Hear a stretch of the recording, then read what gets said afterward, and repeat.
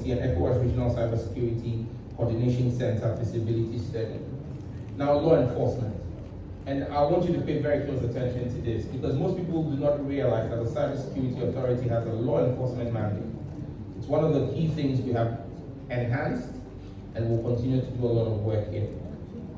The CSA has stepped up its law enforcement mandate in the last 5 months.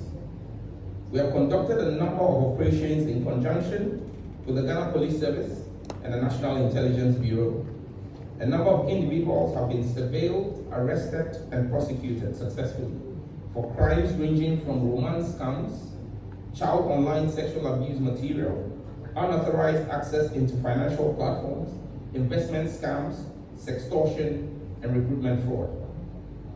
In one instance, the CSA and the Ghana Immigration Service busted a pig butchering fraud hosting center at the Nyamidria Estate in Tema Community 26. Over 400 persons were arrested from 8 different nationalities. In that particular raid, we seized 4,000 mobile phones, 70 laptops, and 5 firearms. Tells you the level of crime that's ongoing in the country. Barely 3 weeks ago, the CSA in another operation with the Ghana Police Service busted a sophisticated recruitment fraud ring.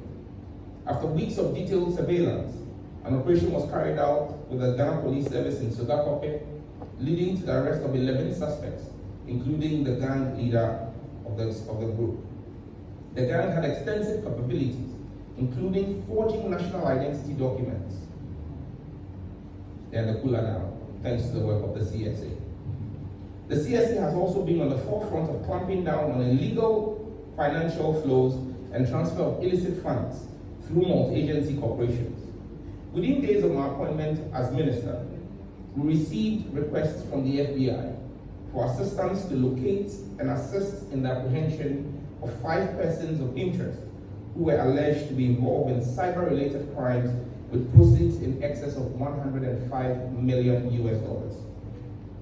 The CSA team meticulously identified the individuals using tools at our disposal and conducted weeks of surveillance, building critical evidence material for law enforcement to utilize in the extradition and prosecution processes.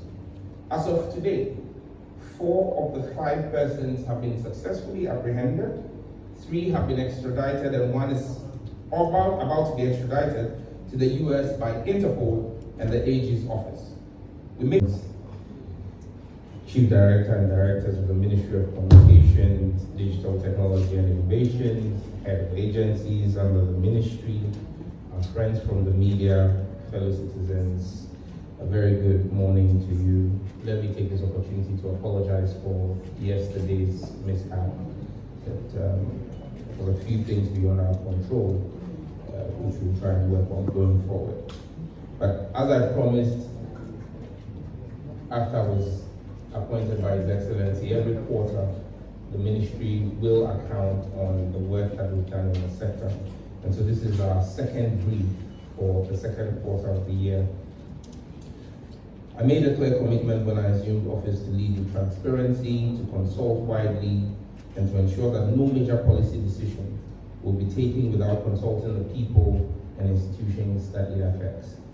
I also promised you that I'll keep you, the Ghanaian people, fully informed of the ministry's actions and direction. In that spirit of accountability and open governance, I am here this morning to report on the progress we have made since our last press briefing in April.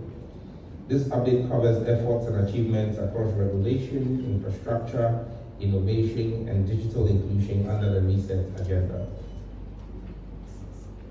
Under our ministerial initiatives, our work over the past quarter has been defined by purposeful action and strategic reforms. We have prioritized digital skills for young Ghanaians, reforms to modernize governance frameworks, and infrastructure expansion to support a secure and innovation-driven economy. The following initiatives represents tangible progress towards a digital Ghana that leaves no one behind. 1. The 1 Million Coders Program was launched. The 1 Million Coders Program was officially launched on April 16, 2025 by His Excellency President John Dramani Mahama. The program was received with great enthusiasm, with the application portal receiving over 90,000 applications within 48 hours. To date, the pilot program has trained 859 young people across Accra, Kumasi, Sunyani, and Bolgatanga, of which more than 52% in the pilot program were women. We are on track to reach over 50,000 beneficiaries by end of the year. And at this point, let me say that I've gotten the reports and the messages from several people who say they've applied and they've not heard. It's because we're doing a stock taking on the pilot program as we prepare to launch out in Q4, at the end of Q3, by end of Q3 and enter into Q4, the full program that will commence in at least 180 different constituencies across the country. Number 2, data cost reduction update. I'm pleased to confirm that the Data Cost Reduction Committee's mandate has yielded clear results. On July 1st, 2025, all mobile network operators implemented revised mobile data tariffs, significantly increasing data volumes at current price points, but effectively dropping the price of data. These adjustments followed detailed technical negotiations with the MNOs and reflect a consensus-based approach to digital affordability. This reform marks a major milestone in our commitment to make digital access affordable and equitable for all Ghanaians. Let me be clear, I made a promise to reduce the cost of data, and we've effectively achieved that starting on the 1st, 2 days ago. Let me once again salute the NCA and the management of the NCA for the work that they did with the ministry in ensuring that even challenges that we experienced on day 1 were quickly dealt with, and by yesterday, everybody on all 3 networks were able to buy the data. So once again to the NCA leadership, thank you very much. Under the new structure, mobile users now receive significantly more data for the same price as follows. On MTN, all mobile bundles, irrespective of price, have increased by 15%. Telecel and Airtel, all mobile bundles, irrespective of price, have increased by 10%. And then for the high-use bundles, especially used by those in the gig economy, those who do remote work, and those who are content creators, we have restored MTN's 399 Ghana CD bundle, which used to offer 92 gig to 214 gigabyte now. Telecel's 400 CD gig bundle now offers 250 gigabytes instead of 190 gigabyte, and Airtel Tigo is also offering 250 gigabytes in place of the 195 gigabyte previously offered.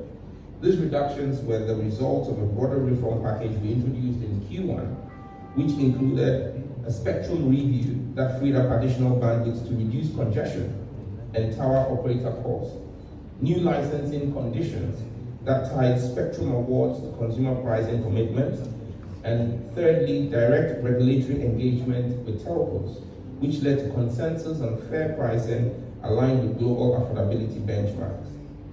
Let me be clear, the ministry is engaged with the International Telecoms Union on further studies on the cost of data vis-a-vis the earning power of Ghanaians. And when that study is completed, we'll share the findings with the MNOs, and if it warrants further price reductions, we will achieve and demand same for the Ghanaian people.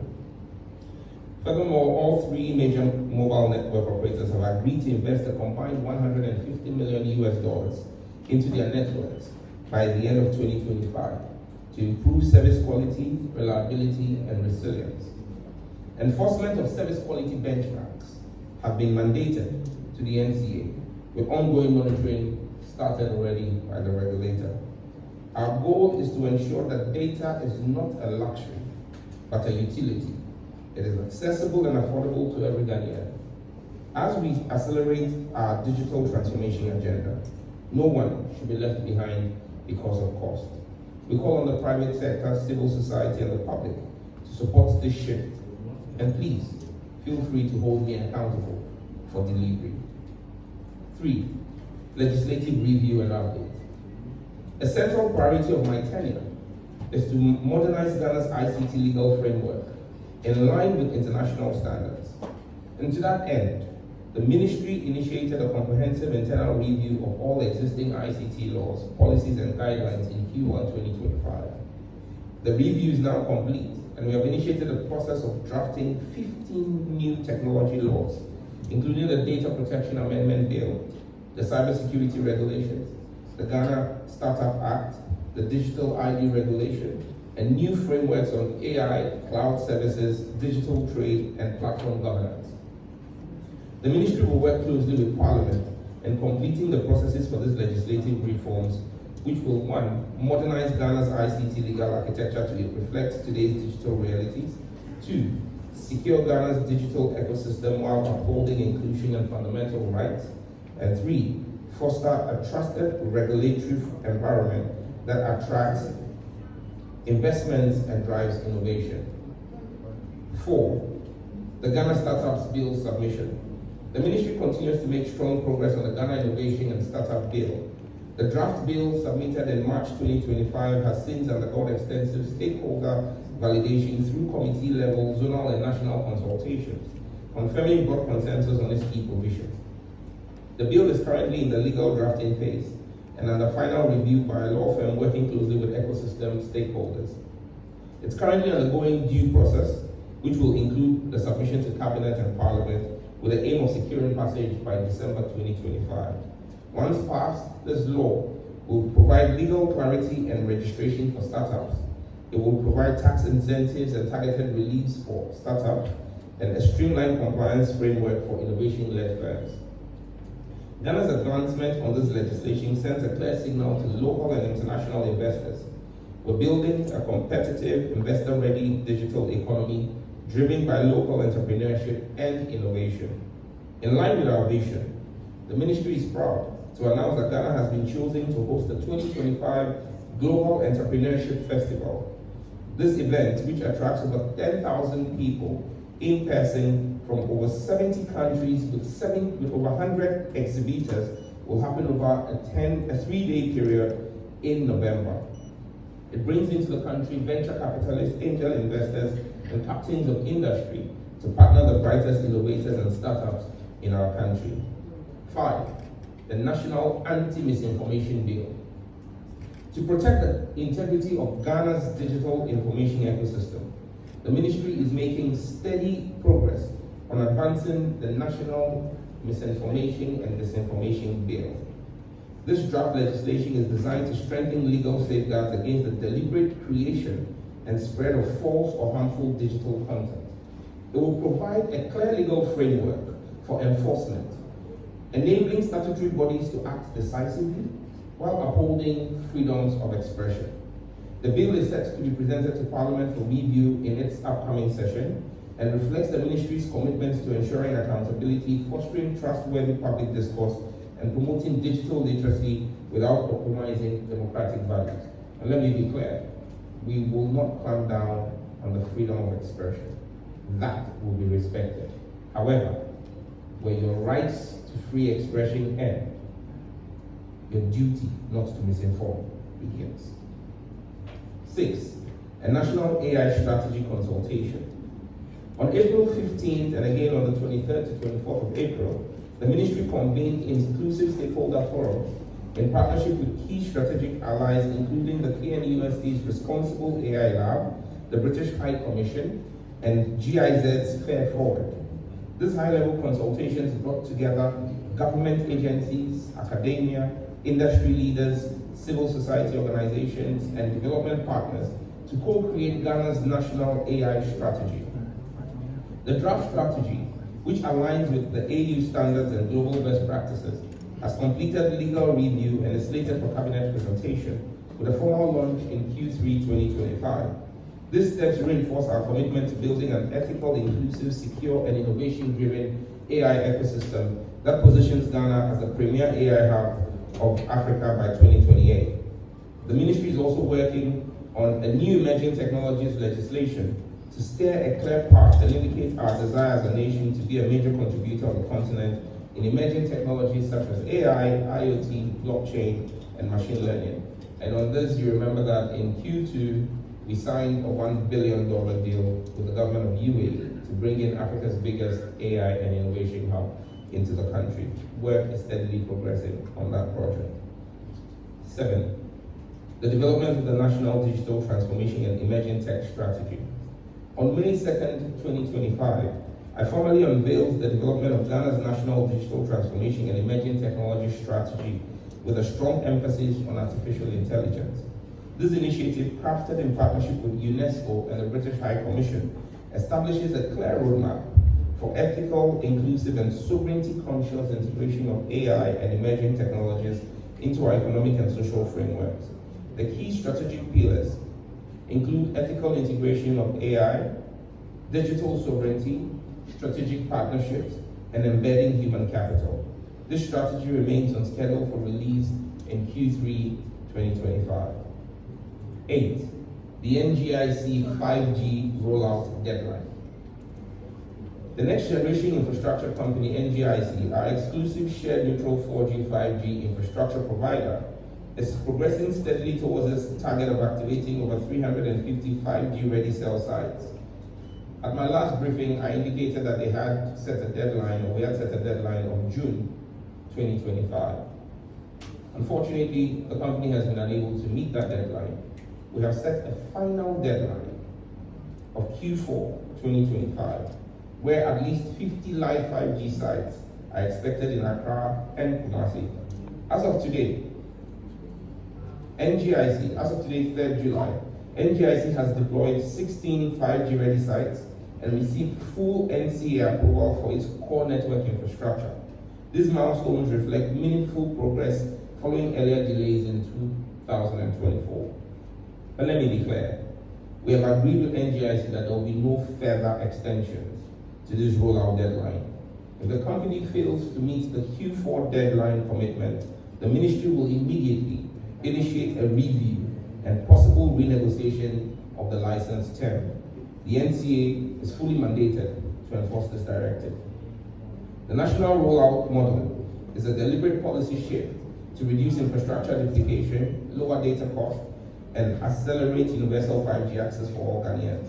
We're working closely with NGIC to ensure transparency, efficiency, and customer value at every stage. 9. Ghana.gov. The Ghana.gov platform is undergoing comprehensive re-engineering led by the Ministry and the National Information Technology Agency, NITA, to modernize citizen interaction with government. The redesigned site, which would launch in Q4 after a public tender, will feature significantly faster access, full Ghana card integration, and an intuitive, streamlined interface tailored for both individuals and businesses. This upgraded portal will enhance transparency, convenience, and reliability in accessing government services. We intend to put 16,000 government services on that platform. 10. The Girls in ICT Initiative. The ministry scaled the 2025 Girls in ICT initiative across the Volta, Upper East, and Upper West regions as part of this effort to close the gender gap in digital skills. In June, 1,000 girls from 18 districts in the Volta region completed a 3-week practical training program covering web development, game animation, cybersecurity, and coding, equipping them with relevant tools for Ghana's digital economy. The top 100 performers received laptops and excellence awards, and 10 teachers were awarded with laptops for their dedication. To further incentivize excellence and healthy competition, the top 3 performers were awarded cash prizes. The ministry also plans to establish fully equipped ICT labs in the schools of the top 3 performers to ensure continuity and sustainability. Also under the Girls in ICT initiative, I conducted a tour of Girls in ICT training centers across the Volta region in mid-June. This visit underscored the ministry's commitment to closing the gender gap in tech and ensuring equitable access to digital skills for young women beyond Accra. I keep saying Ghana is not Accra. Engagements with trainers and students highlighted the effectiveness of hands-on ICT education in empowering girls and promoting digital inclusion at the regional level. The Girls in ICT initiative reinforces our inclusive digital transformation agenda by investing in the next generation of female tech leaders and ensures that digital opportunities are genuinely national. We look forward to the Upper East and Upper West programs. where we're headed next. 11. The smart workplace. The National Information Technology Agency, NITA, has finalized a significant refresh of the smart workplace digital platform used by MDAs. This upgraded system now supports seamless e-cabinet memos, interagency collaboration, scheduling, and more. Over 25 MDAs are now actively using the enhanced platform. Broad-based rollout continues, with over 300 government organizations, including local assemblies and health services, now using the platform for virtual collaboration and document management. This upgrade strengthens our governance capabilities, reduces paper-based processes, and delivers greater operational efficiency across government. 12. Engagement to enable full PayPal access in Ghana. The ministry has formally reopened engagement with PayPal to ensure full access to its service for Ghanaian users. As of June 2025, PayPal's regional government relations team has issued Ghana a compliance roadmap outlining the technical, regulatory, and financial standards required for whitelist reinstatement. The ministry is working closely with the Bank of Ghana and other key stakeholders to fulfill these conditions and to ensure PayPal also meets the necessary requirements to operate in Ghana. In line with this, I was on a call with the governor of the Bank of Ghana yesterday, trying to streamline all the regulatory issues, and I'm sure that in the next couple of weeks, before I do my next quarterly briefing, I should have good news on PayPal integration in Ghana. 13, TikTok engagement. As part of efforts to promote a safe, vibrant, and inclusive digital creative economy, I met with TikTok's West African Government Relations team on the 26th of June. Our discussions focused on enforcing age restrictions, safeguarding minors, and promoting responsible content development. And at this point, let me just pause and say that I'm deeply concerned about some of the content on TikTok, like sex and explicit material on TikTok is completely unacceptable and against our culture and our norms. And those were parts of the conversation I held with TikTok's team to have content moderation in country. But the cybersecurity authorities mandated to do constant surveillance of TikTok platforms and accounts in country that are engaged in content that is anti our culture and not appropriate, and work with the platform operator to take down those accounts and block the owners of those accounts from operating on those platforms. The ministry also welcomed TikTok's introduction of a STEM-focused content feed and encouraged strong alignment with national programs, particularly the 1 Million Coders Initiative.